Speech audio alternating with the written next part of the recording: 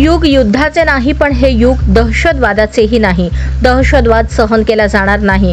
पाकिस्तानी लष्कर आणि सरकार ज्या प्रकारे दहशतवादाला खत पाणी देत आहे ते पाहता एके दिवशी दहशतवाद पाकिस्तानला संपवेल। पाकिस्तानला वाचायचे असेल तर त्यांनी दहशतवादाचे इन्फ्रास्ट्रक्चर संपवायला हवे असे प्रतिपादन पंतप्रधान नरेंद्र मोदी यांनी केले। त्यांनी आज देशाला संबोधित केले त्यावेळी ते बोलत होते। भारताला जर यापुढे दहशतवादी हल्ला झाला तर जशास तसे उत्तर दिले जाणार हे ऑपरेशन सिंदूरमुळे स्पष्ट झाले। त्यामुळे न्यूक्लिअर ब्लॅकमेल सहन करणार नाही। त्या धमकीच्या आडून दहशतवाद्यांना पोसणाऱ्यांना सोडणार नाही। दहशतवादी आणि त्यांना पोसणाऱ्यांना वेगवेगळ्या दृष्टीने पाहणार नाही।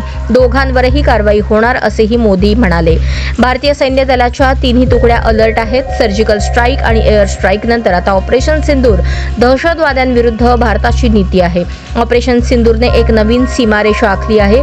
जर भारतावर हल्ला झाला तर जशास तसे उत्तर दिले जाईल।